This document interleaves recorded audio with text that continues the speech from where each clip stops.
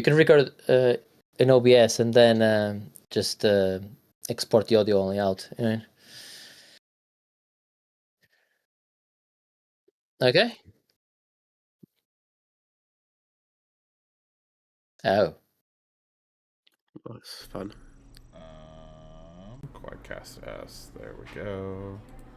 All right, testing. There we go. And you guys talk? Hello. Hi. All right. Cool. So, you'll be good. Where are you, by the way? Is that you know hotel room? Are you? Yeah, I'm in a hotel. Yeah. Very nice. I'm packing for putting stuff home early tomorrow. Very good. Very Not good. Fun. Look at a Metroid there in the back. Samus. Is that Metroid 4? That poster. it is. It's a puzzle, so it's been there for a while. Nice. Oh, I see you got. Is that the Lego Game Boy thing in the back there as well? Yeah, it is the Lego Game Boy. That looks cool. Yeah. Look at that. Nice. Very nice. I was looking at that. That's why I knew what it was. Cool. We are recording this, yeah? Yep, we're recording. Okay, we'll just wing it. We'll just wing it.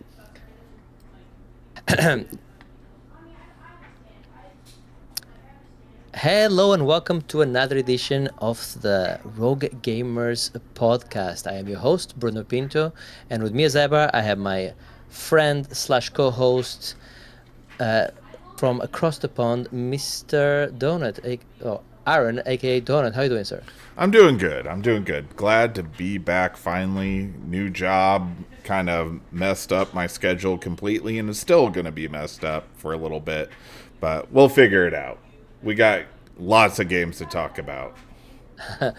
Well, yeah, I mean, we do. I think we're gonna, as a little welcome back, we're gonna try and keep this one not too long today, but we'll see how it goes.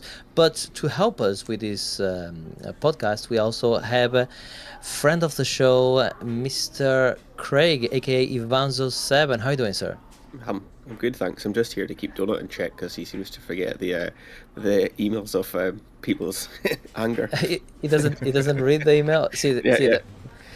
All your complaints have gone to our complaint department, which is Donut's. Well, they call it the garbage can in America, I believe. Trash can, garbage can, under the crawl space in the basement. Wherever I can fit them. Yeah, I'm just here to keep an eye on Donut today. That's all it is. Very good. Well, thank you. Nice to have you here.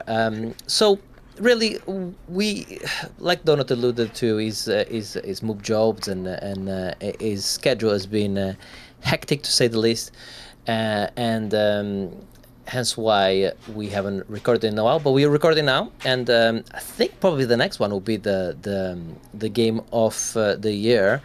But I asked Craig before I knew Donut was going to be able to make it, which is fantastic. I asked Craig to join us so I could, so we can do just one recording before Christmas, because then after that we have obviously the game of the year, and there's a couple of games I wanted to talk about.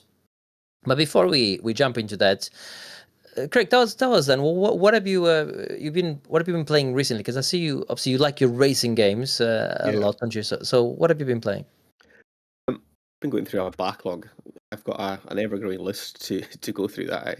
I know you slag me off all the time, Bruno, for my old games, but I've actually, my most recent one's a new game. I've been playing Battlefield 6, which is probably the most up-to-date game you'll ever get from me at the moment. Just to be clear, I don't slag you off for playing old games. Old games is fine. What I slag him off for this is, he'll say to me, Bruno, is Fallout 3 a good game? I'm like, it's fantastic. Okay, I'll play 1 and 2 first. I mean, like, they're completely different games. You don't have to do that. That's more what I tell him. You'll be like, Metroid 4 sounds good. Should I play, all the Metroid, Super Metroid, all of those first, and then Metroid Prime, and then I'll get to Metroid 4. That's what I'm saying. He does it in order, and that's the part I do slag him off slightly. I'm not good at remembering things, but I feel like I have to understand the lore a little bit, at least, to feel like I know what I'm doing, even though it'll come in this year and go straight at the other one. So, I mean, certain games I understand that. I mean, I would not start Mass Effect 3, without playing 1 and 2. so certain games make sense, but for instance, you can easily start a Tomb Raider 3 without playing 1 and 2, for instance, and the story is not that deep to that you, oh my god, I need to know what happened. Yeah, all of it is. But yeah, I mean, I commend you for what you do. But yeah, so your backlog, you're going through. Yeah, I'm working through it slowly. I'll maybe mention a couple other ones as we go on, but Battlefield 6 is probably the most recent one I've been playing, and how are you finding that? I played the Battle Royale part of it. I hated that. I don't know. I think I need to give it a bit more time of day, multiplayer especially. But I played the single player campaign, and I think I fell in love with it. It was really fun to play. It was quite amazing graphically. They've done a fantastic job on it, and it's the first time in, I was going to say years, but years doesn't really count. It's the first time in a lot of games that I've sat and enjoyed an FPS single player campaign, because they've all been pretty weak over the last number of years. Being a Call of Duty fan back in the day, I've been disappointed by the way that that's kind of fallen by the wayside. So, and I haven't given Battlefield the time of day for a while, so it was nice to come back to this game and see what they've done with it. It's felt nice. The visuals are fantastic. The way it sounds is incredible, and the story, despite it being short, it just kind of had you hooked. And the cutscenes they've got, it's like watching a TV series. It's I don't know, they've just captured it in a really nice way, and it's good to play. But the multiplayer, I need to dive into that more. I've not touched it, and I did about an hour and a half on there. Is it RedSec? It's called, the Battle Royale, and I didn't enjoy it. I think I prefer like the old school Battle Royales where you, I don't know, just PUBG seems to have it nailed. I'm enjoying that more and more these days, and it's just, I think I verge more to that style as opposed to RedSec and Warzone, etc. I mean, the issue with, for me anyway, with many games like that is weapon availability. So the good thing about PUBG is you jump with nothing and then you have to grab guns. And I know RedSec is similar to a certain extent. However, you can quickly, if you know the map, you can quickly get access to like tanks and shit like that, and you can be OP within seconds. You know, like whereas with PUBG, not really. I mean, yes, you can quickly grab a gun, and if you're good at it, you can obviously own the field. But I don't know. I thought. When I played RedSec a couple of times, it was fun. It looked nice, but quickly I was like, "Oh my god, people are just like, what's happening? How have they got so much shit already?" You know, like. Would you describe it as chaotic? It's a lot more chaotic. Yeah, it felt awfully chaotic to me. But my first tank was a big surprise because I didn't know there was tanks when I first dropped. So yeah, I know meeting that was fun. Yeah, I know Donatus played, though. Certainly he's acquired it because he's recently got a new gaming laptop that came with it for as included, right? Yeah. So, yeah, I got it for free with my laptop, and I played briefly the single player. Yeah. And then went back to a different game. Yeah, I'm curious to do the single player for it because I agree with you, Craig. There really hasn't been a great single player FPS story since probably Titanfall 2, and before that it was Battlefield Bad Company 2. Those are two of the last good ones, I'd say. I think the last year's Black Ops, the campaign was decent. I mean, not to the. I mean, when you bring Titanfall 2 as the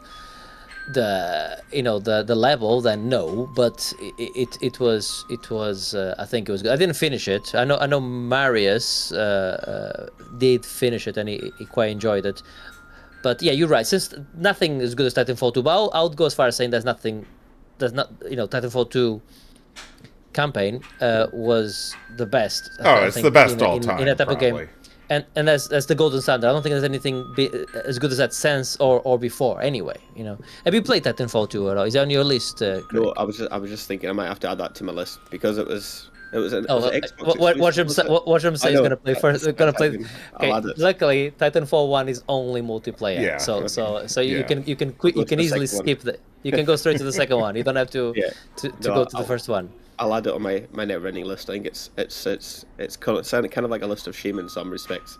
I would. One thing I will actually just say on Battlefield before you guys talk about something else is that the single player, obviously Donut City's not done a lot of it yet.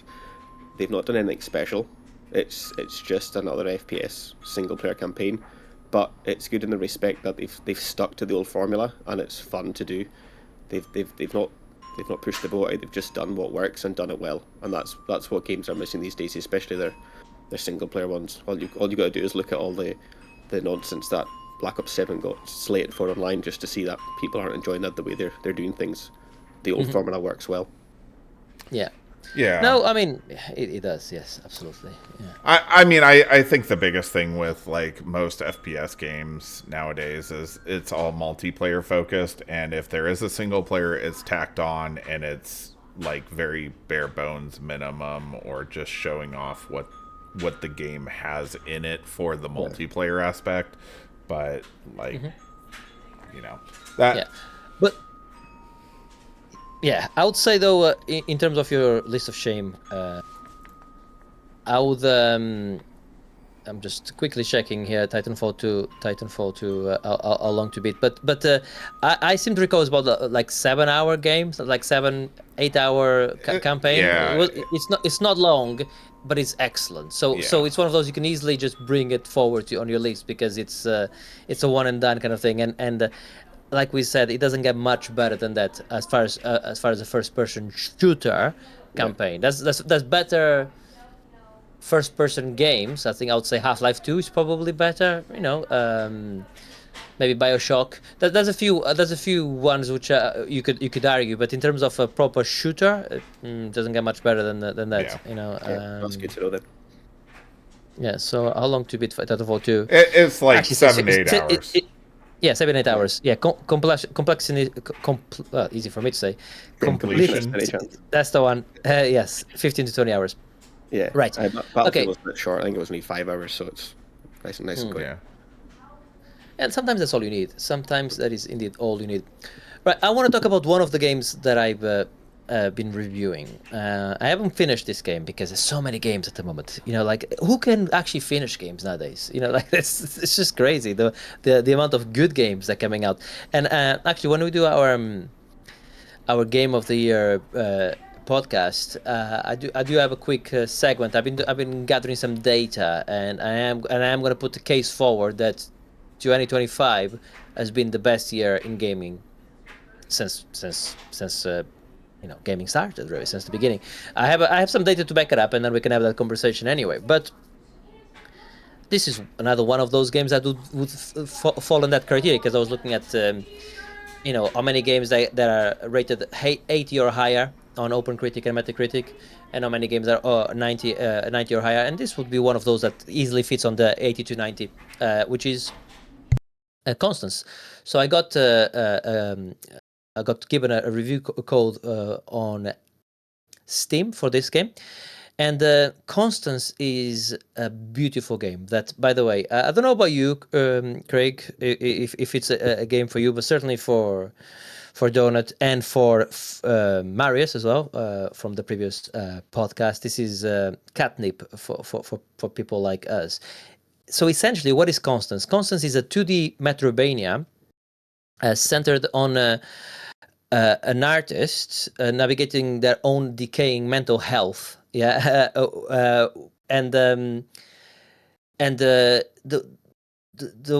so the way it works is you have like this paintbrush, and you painting on you're painting on the canvas basically. But it's one of those you need to kind of like look at the game at the gameplay to see it. It's everything is hand drawn and it's just gorgeous, right? And it's your standard Metroidvania, like you gain the dash ability here, you gain the double jump there, but there's some cool like brush, because you have like this paintbrush. There's some cool brush techniques. So sometimes you might like have to throw some ink at an enemy first, to kind of like to disable their say like electricity or something like that, and then you can go and try and attack, do a normal attack. So yes, all of that. Beautiful story, like I said, because you follow this person like going through anxiety and burnout and self-discovery as well. It's really cool. And he has that thing that I know, I haven't played it yet, but I know it's on Prince of Persia, where you can take a picture at any point in the map, if you see something, you can take a picture, and then when you look at the map, it will show you the pictures in the map, so you know, oh yeah, that's where that particular door. Because I found this ability now that I can actually go through. I can look in the map, and I took a picture, so I know what it is. But it only gives you like, I think it starts with 3 or 4 pictures you can take, but you can buy more roll, as you progress. I don't know if Prince of Persia was like that. If you can take as many as you like, or if you had to unlock that. But I like that. It's tough as well. It's not like an easy you can easily get overwhelmed on it, by the enemies and the spikes and the platforming. One thing I like about it is when and if you die, you can go back to the checkpoint, right? And you get all your health back, and you can then just make your way again, try to fight your way through the same area, or you can say no, I'm going to persist. And if you persist, it lets you stay where you on the very same part of the level you were, but all the enemies get harder until you find the checkpoint again. So you can, and sometimes it's like, you know what, I'm so far in, I'm just gonna go make the enemies harder. I don't care. Let me just continue with the enemies harder. So I quite like that it gives you that chance. Like I said, the story, so the narrative and the artwork is excellent. So is the sound, the audio and the soundtrack, everything about it. It's I haven't finished it yet. I will try and finish it. Hopefully I'll try and finish it before the end of the year to see where and if this makes my my top 5. But this is another great example of a beautiful Metroidvania. Just with that's just not just a Metroidvania, it has a lot more to it. So yeah, what do you guys think? I mean, it looks really good. It sort of looks like a much prettier Super Meat Boy mixed with Ori. I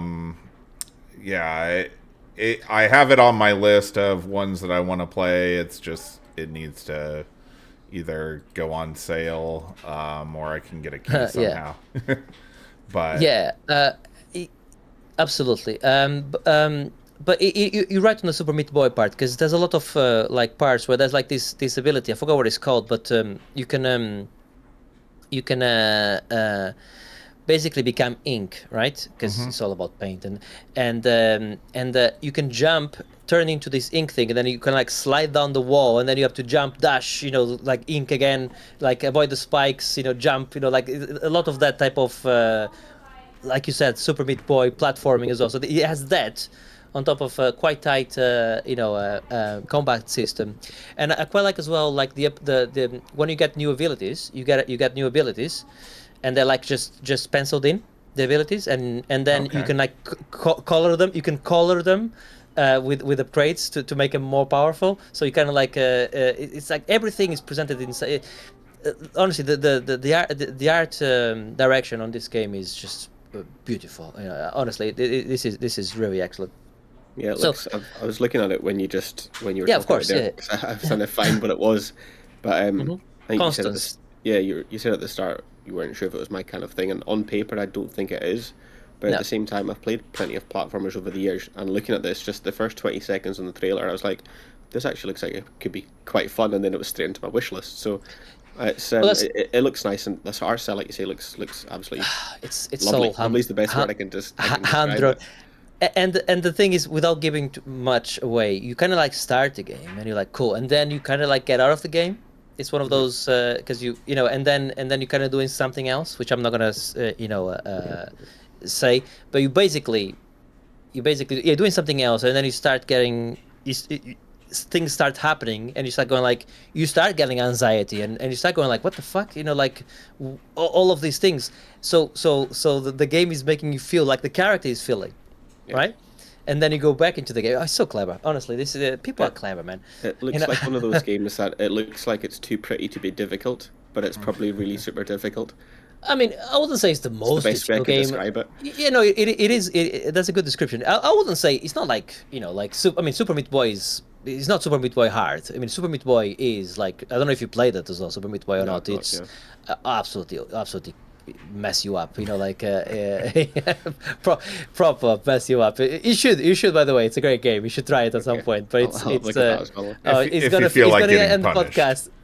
It's gonna have like 20 more games on his wish list when we finish this podcast. Well, hey, do you know what I do? That's what happens. The amount of games I've added over the years just listening to what some of you had to say. I hate it. I love it.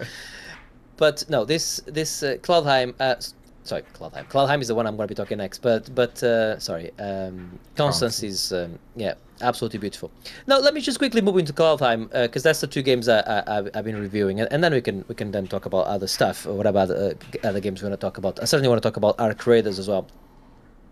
So Cloudheim I played less. Okay, so I've only played a bit of it. So this is very much my very early impressions, but color me impress for sure. Okay, so Cloudheim is similar to like games like Valheim and other stuff like that, where you can go solo or with friends. That's building mechanics. You can build stuff.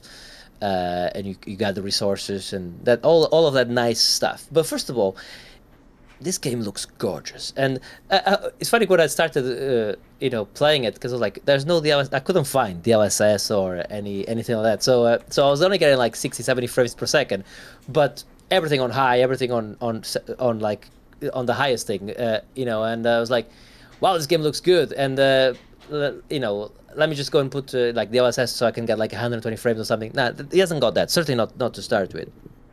But it has a lot of the way the movement is very fast paced. You're juggling enemies. You're doing you using your whip to take enemies towards you, whipping yourself up in the air. So it's one of those you proper like the fighting is.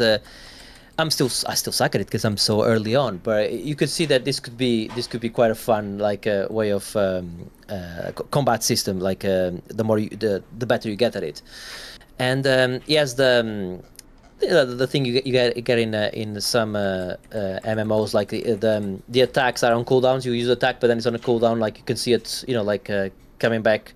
You have 2 seconds before that attack, before you can use that certain attack again, and it has RPG elements, so you obviously be upgrading your character, your attacks, and so on, and gaining new attacks. There's like 4 different classes as well, so it has all of that nice stuff. And the first level, straight away, you're literally it's obviously Norse mythology, because it's like Cloudheim, it's like you're in, and this is after the Ragnarok, the post Ragnarok world, right? If you're into Norse mythology, and you're actually floating. Certainly, the part I am at the moment, you kind of like floating on top of on the turtle. You're on top of the turtle, like that's floating in the world. It's pretty cool.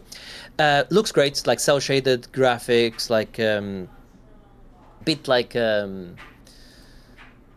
I was streaming a bit of it, and Martin said it looked a bit like Fortnite. And they should take that as a compliment, because Fortnite is a game that actually looks quite nice graphically, right? But it's a bit Fortnite meets what's that Zelda-like that is free to play that people go crazy about for? I'm talking about that Chinese one. Oh. I'm talking about, don't you? Yeah, it'll come to me in a second. It wouldn't be a podcast if I didn't forget the name of something and then asked one of my co-hosts to try and throw me some rope.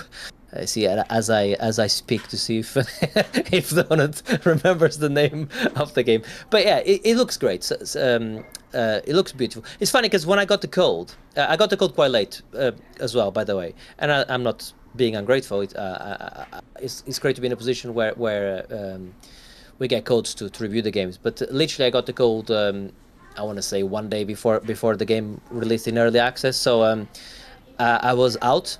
So I had my Steam Deck with me. So I loaded on my Steam Deck, and that's when I realized, oh my god, this game looks good. It didn't run on my.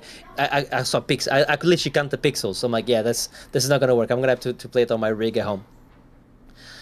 But it's one of those. I definitely want to play a lot more of it. I haven't really tried the multiplayer yet because it's so early, and none of obviously my group of friends have it yet. But I could see this being a fun game to play. I mean, I remember when it was Valheim.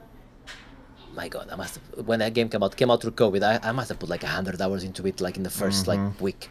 I just ate everything that game was giving me, and this one is giving me a lot of the same vibes, but a different type of game. It's more like more action packed, more combo based, more traversal. Like I said, flying around and doing all that. Good stuff with different class levels. Like I said, it is still in early access, so they're gonna be be going through the updates over the next obviously 9 to 12 months before they hopefully launch the 1.1. Yeah, that's my early impression of Cloudheim, and Constance. Obviously, I played a lot more of it. I would say Constance, I'm about 40% through the game. So yeah, those are the two games I've been playing, and they both recommend Constance more. If I had to recommend one more than the other, Constance, but that's more my jam. I'm really into Metroidvanias, but if you're more into your survival games where like your Valheims, then Cloudheim is you're not going to be disappointed with that either. It's funny because when I looked at the game originally, I thought, oh, he's got like a Breath of the Wild like style fighting, because he looked like it, and it does a bit, but not quite, because it's a lot more, like I said, more fluid and more you jumping around the map kind of thing. But when I first looked at it, I thought oh, is this like Valheim but with Breath of the Wild like fighting? Not quite, but different. Not necessarily the same, but different. Cool. So Craig, have you been playing anything else? Because I know you've been playing a lot of the Need for Speeds. You pirate, you. It's saving the old games. I can't remember what the terminology is. You said to me. This is what you said to me. You said.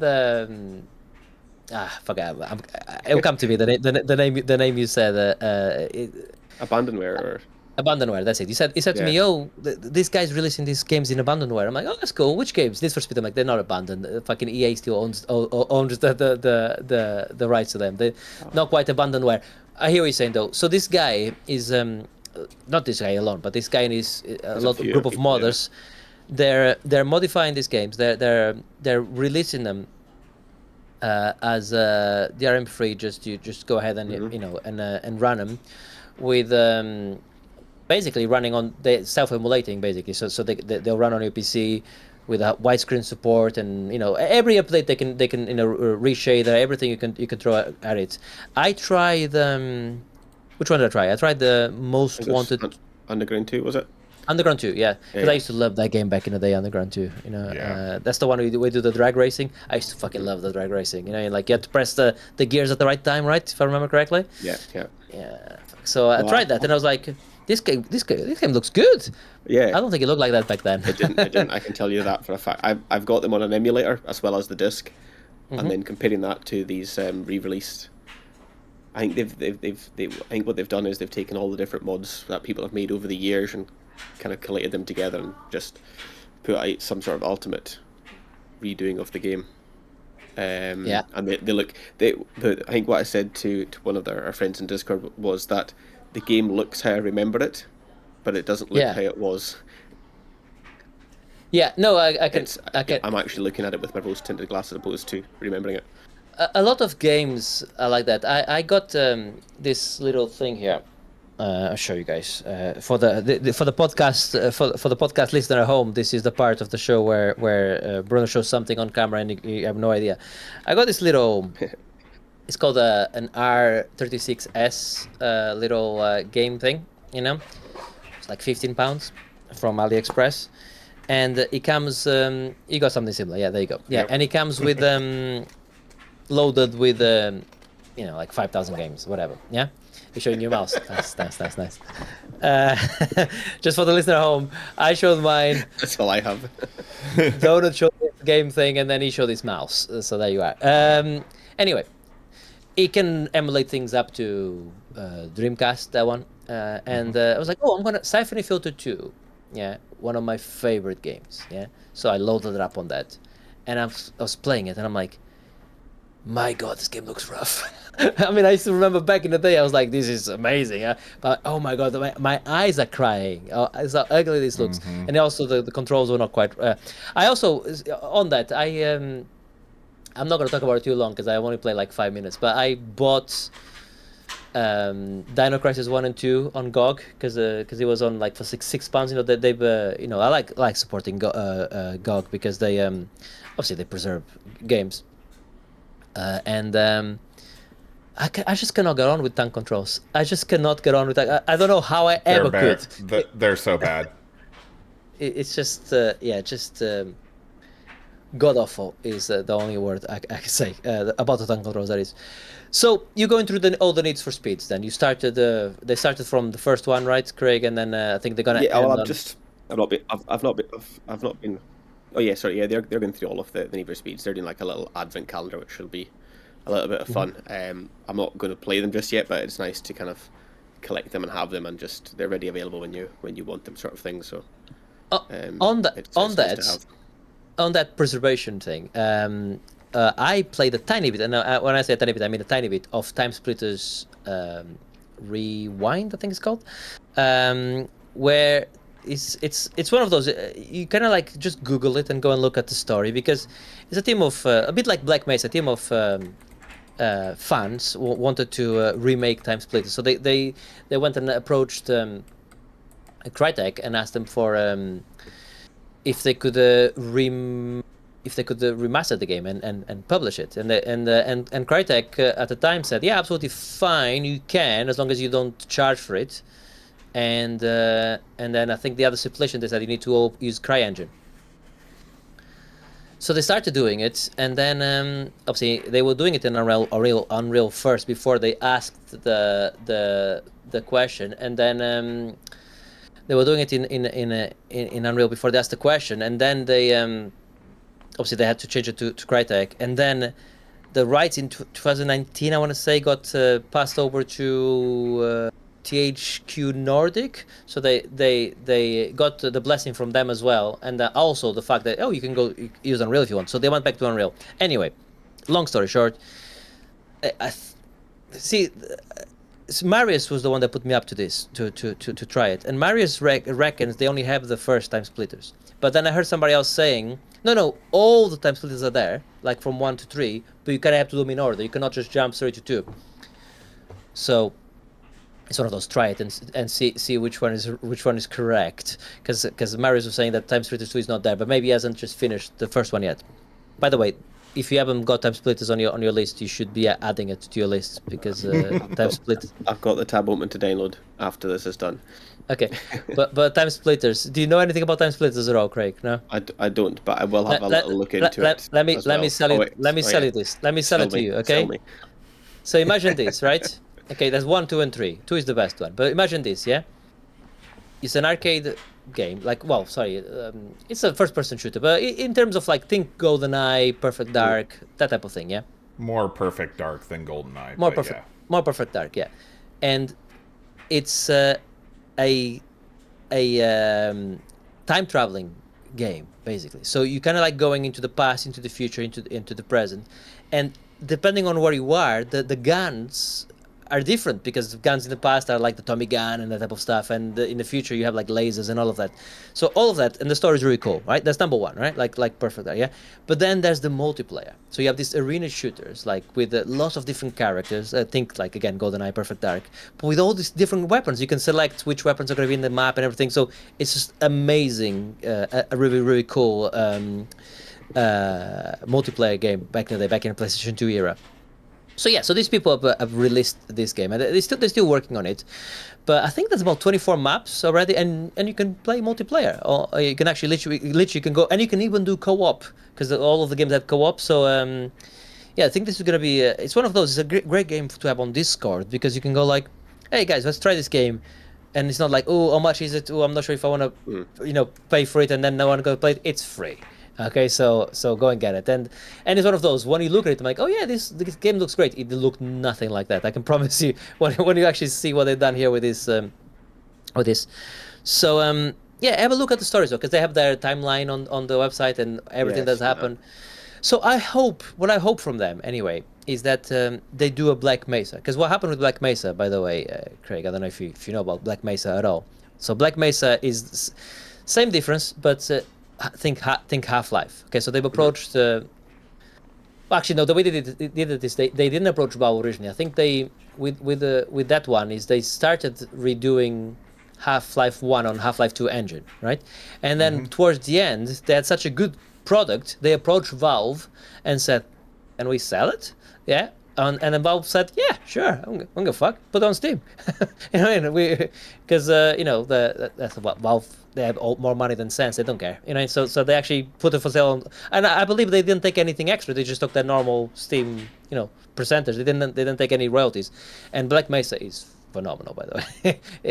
So I hope the same thing happens to these guys. I hope they let them put the game for sale, because I think it's one of those that I would happily pay for it and have it on Steam and play on my Steam Deck and all of that. In fact, I need to check if I can play on my Steam Deck. I'll bet you I can. I need to do a bit of research. But I hope to they sidetrack you there. But the Need for Speed stuff, they've made it compatible for Steam Deck as well. Ooh. By the way. That is interesting.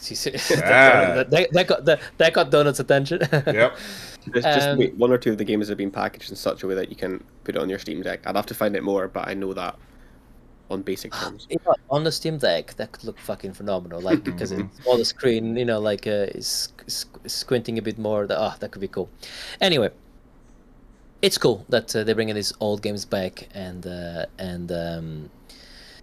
everyone should try both. I mean, Time Splitters is definitely sanctioned by the right holders. I'm not too sure about your Need for Speeds, but I think when you shut down online servers, free for all after that. Yeah, I couldn't agree Whatever more. it takes to keep the game alive, 100%. Yeah.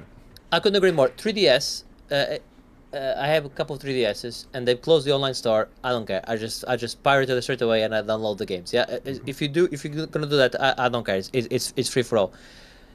My Switch, I have one of the OGs. Not the one of the OGs. I have an OG Switch. Like, literally, I got it on day one when it came out in 2017. And my friend said, "Oh, you can easily mod them and get like free games for it." And I'm like, "No, they still sell games on the Switch. I don't need to. I don't feel the need to do that. Yeah.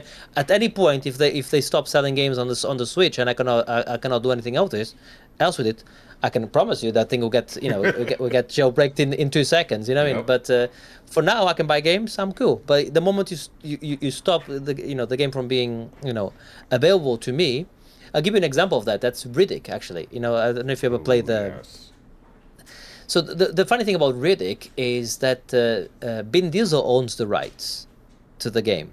Okay, to the game. I think he owns the rights to Riddick. He owns the rights to Riddick. Yeah. To Riddick, so the game, especially the Dark Casino one, the remake of it, that came out late noughties, it's phenomenal. He was on GOG at one point, but he's no longer in GOG anymore. I would buy it if he was there, but he's not. I just downloaded it. Incidentally, when I looked at the list on the archive you sent to me, Craig, for the Need for Speeds, that one is there. That game is there. You can add it to the list as well. Escape from Butcher Bay. What a game, by the way. Yeah. It's what a game that is. So, Donut, before we jump into Arc Raiders, is there any other game you want to touch on? Anything else? Because it's been a while since we've done one of these. It's been so long that I am going to do like a quick rundown of things that I've played and recommend or don't recommend. So I'm going to go in order of Final Fantasy Tactics, the Ivalice Chronicles. So it's the Final Fantasy Tactics remake. It's exceptional. Can't recommend it enough if you're a fan of the original. So there you go. Mega Bonk. It is a very weird Vampire Survivors mix with Mega Bonk. Mega Bonk. Okay. I'm writing as we speak. Go on, carry on. It's like Vampire Survivors mixed with a little bit of Risk of Rain, because it's like it's more 3D. It's graphically kind of ugly, but very fun to play. Absolem, which is from the wonderful guys that did Streets of Rage 4. It's another side-scrolling beat-em-up with co-op, branching paths, lots of roguelike type elements to it as well. Wonderful game. If you like side-scrolling beat-em-ups, get it. Have a friend get it. Have a great time. Lumines Arise. Let's go. So there's co-op on this, is there? Yes, there is co-op. So there's Cool. online where you can go with a random, and the random you can do whatever, or you can do it with a friend. So I recommend a friend, as always, with co-op stuff. But all right, so back to it. Lumines Rise is the newest Lumines game, and they are all phenomenal, Tetris-like with music. Really funky visuals. It does have VR capability as well, so if you want to plug in your VR and play it similar to Tetris Effect, wonderful. If you're into that, get it. Cleared Hot is a new-ish type game where it's similar to the old Desert Strike, Jungle Strike, where you're in helicopters, completing missions, picking stuff up, killing bad guys. It's early access. Writing's a little goofy. Fun. Very fun. That was a game that like that as well, like a Spirit's successor of it as well. Yes. That was on my. There is another one. I played that one too. That one's I would say more Jungle Strike.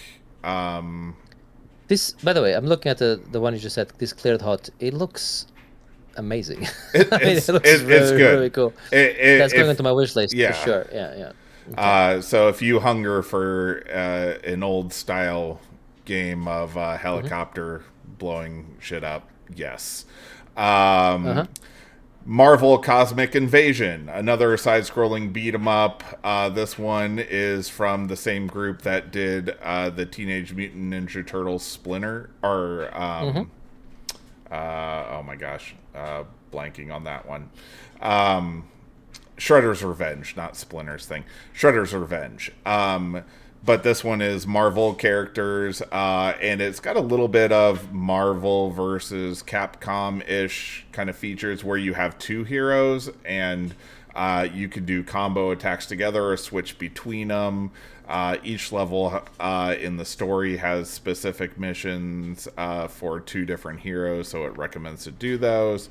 But you level the heroes up, make them stronger, and then you can do arcade mode, which kind of throws the whole kitchen sink into it. Good, not as good as Shredder's Revenge. And then my final one on the list is one that I've really enjoyed, but it's definitely not for everyone.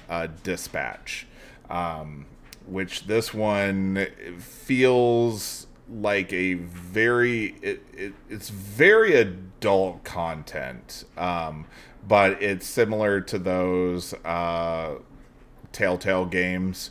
The art is phenomenal in it. It's that anime-ish style. It's more of an episodic show than a game per se, but the gameplay is fun. The choices that you make are definitely interesting, and they do affect how the entire story goes.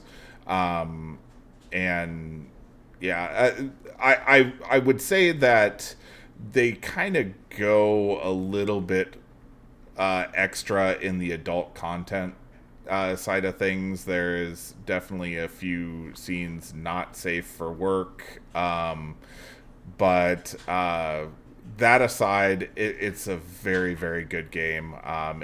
If you like story games like that, highly recommend it. Just know there's some questionable things that occur. Yeah, I mean, that's one that it's in my radar, but because I liked Walking Dead back in the day, the first one specifically. But yeah, I mean, you mentioned quite a lot of games there. Final Fantasy Tactics is one that's definitely on my list anyway, because I've never played it. I played Final Fantasy. I played pretty much every Final Fantasy game, like back in the day, from those ones, apart from Tactics. So I need to change that, of course. And this remake is probably the best time to do it. Absalom as well was also on my radar. Yeah, I need to. There's lots of good games. Yeah, so I've listed them all. So, and like always, you can go onto the show notes and there'll be a link to each of the games we talked about. So don't worry if you didn't quite catch the name. I'm also when I talked about Time Splitters, I don't know if I said Rewind or Rebirth, but it's definitely Rewind. So whatever I said, it's Time Splitters Rewind. That's what you need to search for. However, if you go to the show notes and press the Time Splitters Rewind, it'll take you straight to the website, and you can go ahead and download that.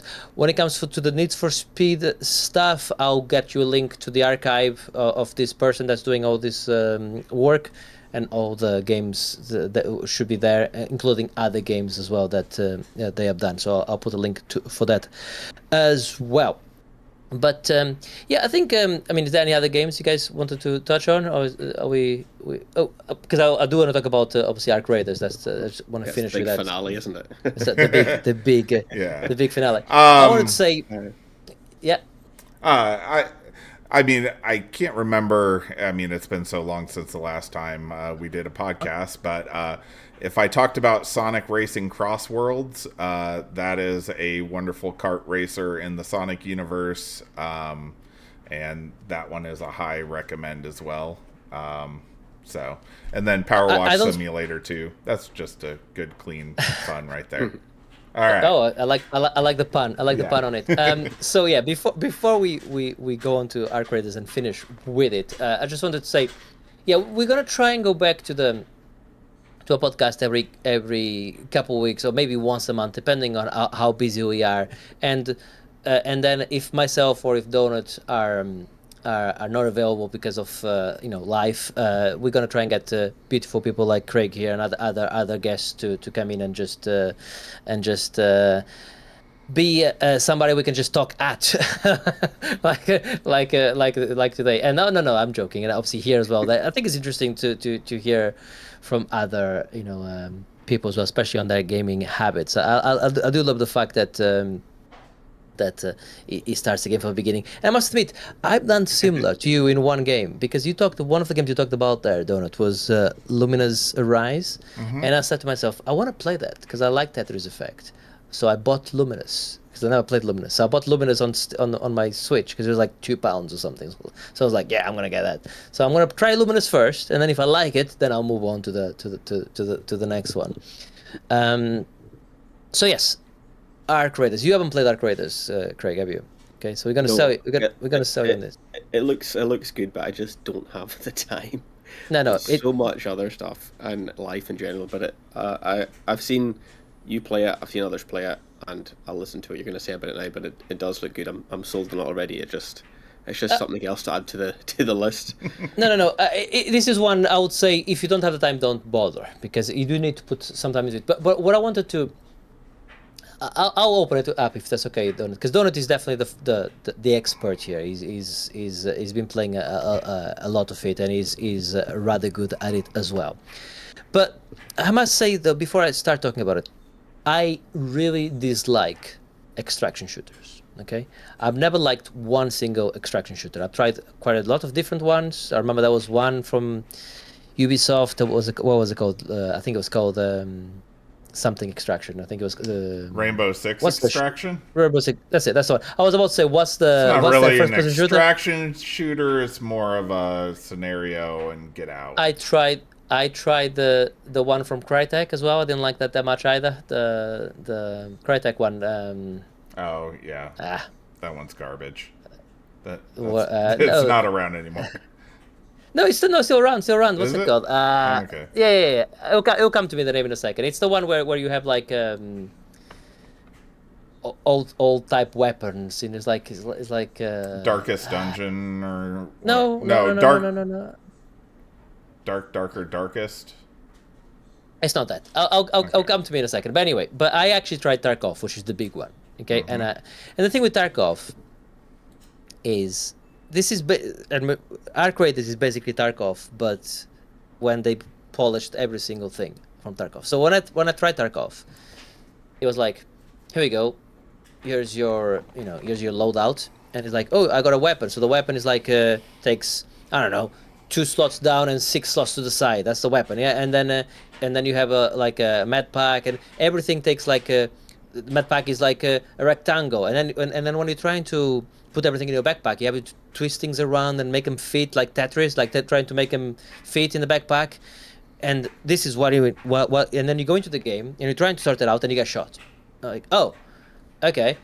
And then there's one guy that has all the gear because he's been playing the game forever. Like, and you jump into the game, and maybe it's nighttime because it's nighttime where you're playing, yeah. And the guy has like a sniper rifle with a thermal vision, and he's just taking out people on spawn, yeah. You're like, oh, that's shit. So then you go, oh, let me jump as a scab then, okay, because there's nothing. You go with nothing, and then you can only then you die again, and then you can only do it, once every whatever. 25 minutes as you start, and as you level up, it can get up to 15 minutes or 10 minutes, but still, you got to wait time. Anyway, that's it, yeah. And there's, from memory, I don't think there's local voice on it. Is there local voice on it from memory? Yeah. Okay, there was. Okay, there is. Okay. Anyway, but everyone will just fucking kill you straight away. Then I play Arc Raiders because I hear lots of good things about it. And first of all, the menu, like I was saying, is every item there's weight to it, and there's enough. If you have too much weight, you become over encumbered. You can still, walk, but you cannot run and stuff like that. But you don't have to try and like you just have X amount of slots, and you can take X amount of stuff, basically, right? And so that's fine. And I came in and I went in. I thought I was playing, Tarkov. I went in, I killed the person, and I got killed. Fair enough, yeah. Then I went in second time, and I got somebody shot him, and then killed him, and then somebody else killed me. I'm like, okay, cool. And then I was like, you know what? I'm just gonna go in and just chill, yeah, because because maybe I'm the problem, right? So I went in, and then this guy is hiding in the bushes, and I'm like, I just pressed the voice chat, and then it said I said friendly, and the guy's like, yeah, I'm friendly as well. I'm like, oh, this is not that type of game. Like the actual community, on it is friendly, and well, not everyone, of course, but the guy's like, no, I'm friendly. It's cool. And then the guy, we both escaped and everything. And then the next round I went in again solo. This guy came in, I'm like, friendly, and like, oh yeah, I'm friendly as well. And he comes to me, here we go, here's the gun, drops the gun from me. That type of game. It's the community is like and it's a lot more helpful. And because it's PvEVP, you have this big, so the world's gone to shit because the robots are taken over. They're called Ark, right? And humanity has been driven underground, and you go out onto the top side to raid, basically. So, and then you fight in these Arks, and they're proper every single Ark is very different, so they all have different ways you can take them down. So that's quite cool. Some are harder to take out, and they kind of like get help if you start to pick on a small robot. Before you know it, you have like something big, protecting it, and you need to arm yourself. And the amount of times that you're fighting an Ark and then another human shows up, and rather than shooting you like they will do in Tarkov and other games like that, they're helping you shoot the thing, and then you share the loot maybe, but they're actually helping you, and sometimes they stab you in the back, but that's life, right? That's life. So that's one thing, and then it looks gorgeous. So they've done this thing with it. I think it's an Unreal Engine 5 game, but they took the Lumen out. Lumen is on Unreal Engine 5 is their ray tracing stuff. So they did Unreal Engine 5, but took all that stuff off and actually put the I forgot what it was called now, but the NVIDIA stuff onto it, the actual ray tracing from NVIDIA. I think they have on RTX Remix or whatever. They actually added that into it, so which is a lot easier to run. So it runs better. You can run on your Steam Deck and stuff like that. So it looks gorgeous, like with ray tracing, all of that, and light and everything. But the sound design, everything from the footsteps to the guns to the arcs.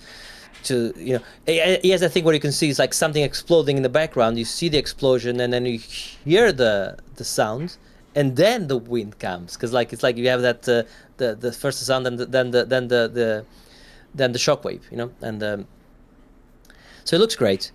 Different maps, cool. You do the upgrades, you leveling up, and you just follow. There's like quests to do, and you follow the story. The story is quite cool as well. Yeah. Anyway, I think it's great. Well, so over to you, expert. All right. Yeah. So, I mean, the first comparison that people make of this game is that it's another Tarkov.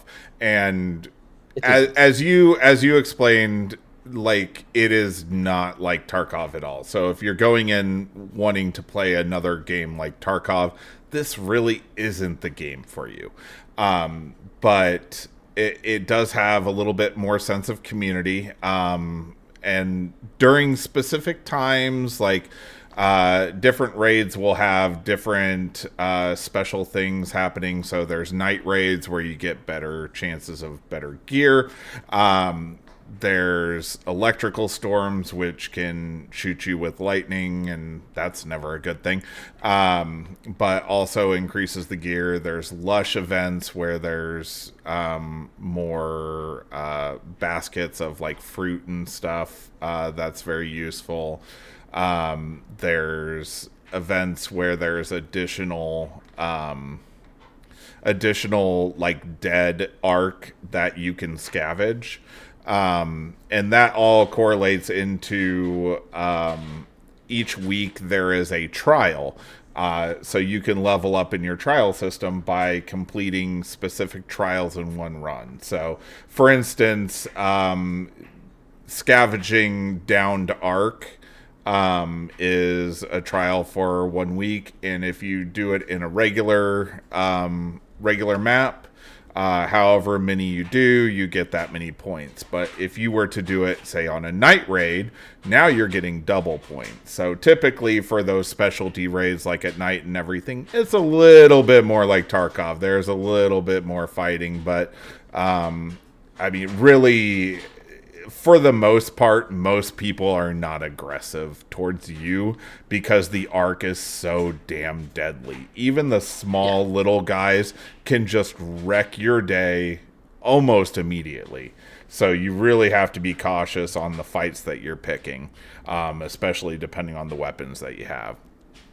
Yeah, because you can imagine you could be attacking somebody, right? And then before you know it, you got a big rocketeer behind you, absolutely just destroying your life. So it's the world is they managed to make the top side so dangerous, right? Mm-hmm. That it creates that sense of community and sense of let's help each other out. Don't get me wrong, there's still people that are gonna fuck you up, right? But that's like anything, but not like Tarkov. Tarkov is all about just fighting. There's no sense of community whatsoever. Yep.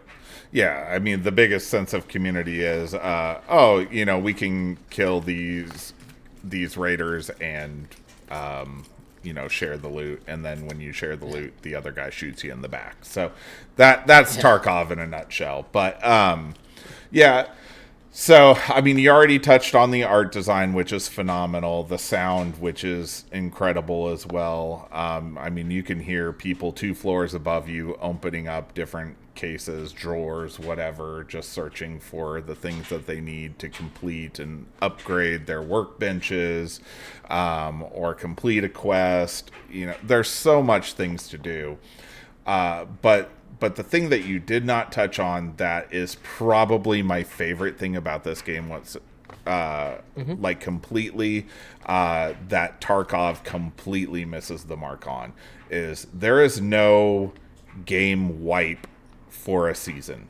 So in Tarkov, when a new big update comes out, everyone gets wiped back to their original stuff. And so then, the hardcore people are instantly going and getting their level 4, level 5 gear and then just running everyone out of the gym, basically. Whereas Arc Raiders, they have made it to where there is not a mandatory wipe for everybody. You get to choose. So they have... I'm blanking on the name of it now. It's like it's the project. So you have a project, and it's 5 levels of the project that you need to complete. And when you've completed all 5 levels at the end of the season, you will have the option to wipe your character. But if you do that, you get permanent bonuses and new season bonuses as well. So like depending on how much you've played, if you do the wipe, you can get up to 5 additional skill points to be able to use for permanently. So instead of the 75 max that you have, then it goes up to 80 potentially. And then each season is going to potentially add on up to another 5 points. And they plan to support this game for 10 years, so that can go a long ways. There's also cosmetic things that you get. There's name tag things that you get. And then there's bonuses to your rooster that gets you supplies. He'll give you more supplies. There will be bonuses to when you are fixing your equipment, because there is wear and tear on your equipment. Especially your shields. The more your shields get shot up, the more broke they get. So you get to repair better. But some of those, like the repair and then the resource gathering, those are from season to season. Now they do stack up to 3 seasons, I believe is what I saw. So if you wipe each of the first 3 seasons, then you would have like a higher bonus to those. But then if you don't wipe, then you would lose them. That's been where I've been working towards the last couple weeks, is just working towards that wipe, because I've really enjoyed the grind, whereas the wipe in Tarkov, the missions suck. They just suck because you have to go to a specific location and it's hard to get to, and you have to find this one specific thing, and you always have to extract, otherwise the mission fails. And there'll be somebody sniping you when you get there, because there'll be somebody camping that particular, because everyone has to go there, so there'll be somebody that with a sniper rifle just waiting for you to go there so they can shoot you just because that's what they do. By the way, Hunt Showdown was the game I was thinking about. Hunt Showdown. Okay, yeah. That's definitely an extraction shooter. It's okay. It's okay. That one's solid, but it's not as broad as I would say like a Tarkov is, or Arc Raiders. I feel like that these are just going to be 2 different games. Like, you're either going to like one or the other. You're not necessarily going to like both. I was a big Tarkov player for a number of years, and I did enjoy it, but like the enjoyment was more the tense, like, am I hunting this other player down, and then the scavs all come after me and whatnot, or just trying to get to this one area and get out in the last 5 seconds, because otherwise I'll get sniped if I try to get there earlier. Whereas Arc, I don't hesitate. I just run around. Like, the main thing is I just look out for that Arc that's in the world, trying to absolutely murder me. And one just final point on it as well is we talk about the scabs in Tarkov. Obviously, that's when you go on your free loadout, right? When you don't take your gear, so you can just take they give you a gun, they give you whatever. With Arc Raiders, you can go straight away. You can keep going with your free loadout. They'll keep giving you a weapon. So even if you just wanna I'm having a tough time, you can just go in free. Doesn't matter if you die, because the gun you got given was free anyway. But if you extract, you keep it, so you can sell it, and you can. So it's an easy. It's not one of those games. Even if you I'm having really a tough time, you can easily go in and get your stuff. Stuff back. But yeah, I think that's. I think I have a suspicion here that this is going to be on his top 5 at the end of the year. I have a little suspicion, and that's what we're going to do. I think the next, I mean, it's going to be Christmas now, so everyone's going to enjoy Christmas, yeah.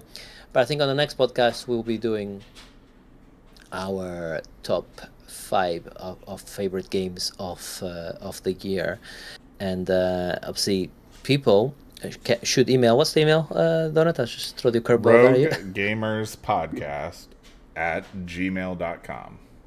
And answer me. Answer me this. You check that though. Once in a blue moon right now. But if you send your top 5s to your top 5 favorite games of the year, and it doesn't necessarily need to be games that come out this year. On the old podcast, we've introduced this rule that if you discover the game for the first time this year, or if the first time you actually tried it, you know, and you played it this year, hey, fuck it, put it on your list. Why not, right? I will spoil that there will be one on my list that I discovered this year. That was from last year. I know what game that is. I know you know. I know. What? Yeah. Is it the one I recommended to you? Yes, it is. You know, the funny thing is, I was speaking to Marius as well the other day, and he also, I think, has that on his list as well. So I think you might have too. Yeah. I'm not going to spoil it for the listener, I hope, but the ones with good memory might know what I'm talking about. But that's all I'm going to say. I think it's going to be interesting because I don't know. I need to finish some of the games. Constance, for sure. I need to finish more. I mean, Cloudheim, I'm definitely going to play more of it, but because it's early access, I wouldn't even consider it anyway, because it's early access anyway. But Constance, I want to see if I can finish. And there's we're going to end the podcast very shortly, but unlike Donut, I didn't do a full, like, here's my 20 games I've been playing. But there's others, and I shall bring, you never know, some others that you haven't heard me talk about might even make an appearance. We'll see, because I've been playing games like, for instance, The Outer Worlds. I've been playing a lot of Silksong. I want to say Silksong we talked about just before our last podcast, yep. I want to say. But I've actually beaten that anyway. So there's other games, but there's no more time today. But we do want to wish you a great Christmas and the New Year. We want to see you in 2026, and we're doing our review of the year. Do send your top 5s to our email that I've forgotten already. RogueGamersPodcast@gmail.com. Is that it? Yes, it is. How did I? Wow. First time. It's the first time for everything. There you are. Also, you can send your opening questions. Not you, Craig. If you send anything, it's not going to get read. What you should it's do, an instant delete. I know. Yeah. What you should do, Craig, is you should send it to me, and I'll read on WhatsApp, and then also ignore it. Yeah. Exactly. Yeah. Yep. I am sorry. The thing is, he sent me like, kid you not, yeah, 5 pictures. Like meme things, yeah. Few pictures. And all of them had writing on it. So as I read, I'm like, obviously you got the bottom one first, right? So I go up and I read every single one of them, yeah. A lot of reading, by the way, yeah. It's like a novel, right? And there was one more on top of it that I had to scroll a bit further up that I didn't see. Him asking me a question. Who asks a question and then gives you lots of text? Surely you do lots of text and ask the question, right? Yeah. I mean, what Craig feels, and he's been an avid listener of ours. He knows that we do not like to read in video games. No. Why would we like to read in person? No. Okay, listen. Keep it short and sweet. I'm gonna just quickly touch before we finish. I just Outer Worlds quickly. Okay, I'm not gonna give a full review because I played a lot of Outer Worlds and I quite like it. But one thing I like about Outer Worlds is the way you play the game. You get this what they call it. It's not perks. It's the opposite of a perk, I guess. I forgot the name they give it. But basically, a curse. The way you play, not a curse. They kind of like give you like, for instance, I'll give you an example. I was sneaking a lot, so he said, "Ooh, we see you like crouching and sneaking. So what we do is we'll do this. Yeah, we'll give you this perk that gives you." I don't know, like 50% more stealth when you're crouching, right? However, when you crouch, your knees crack and you make a noise. So you know, do you want it? Yeah, and there was one where it's funny about the because I forgot what the perk was called, but he said, you see, you skip a lot of dialogue. So we're gonna give you this perk that gives you like, I think it's like 20% more experience from completing dialogues.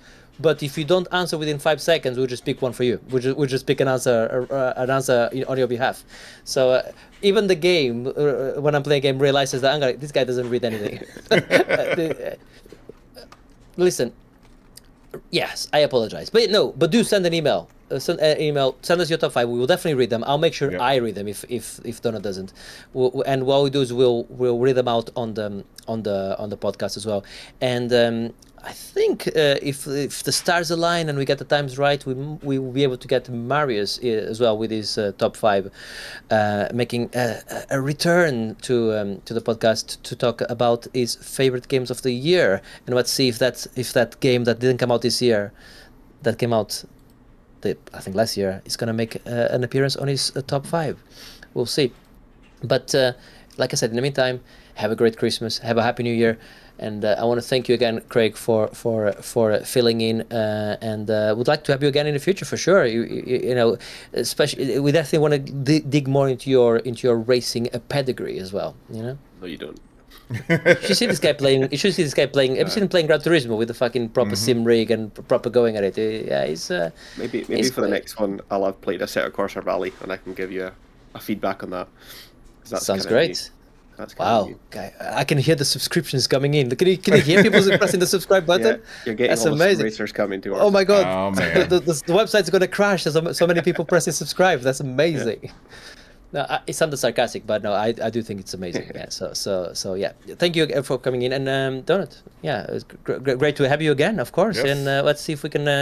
Like I said, we're not going to promise every 2 weeks, but we're going to try once or twice a month. You know, certainly going forward, and we see where we land. But the next one will definitely be in the early 2026, and it will be our game of the year. So yeah, have a great Christmas, Happy New Year, and we'll catch you in the next one. Yep.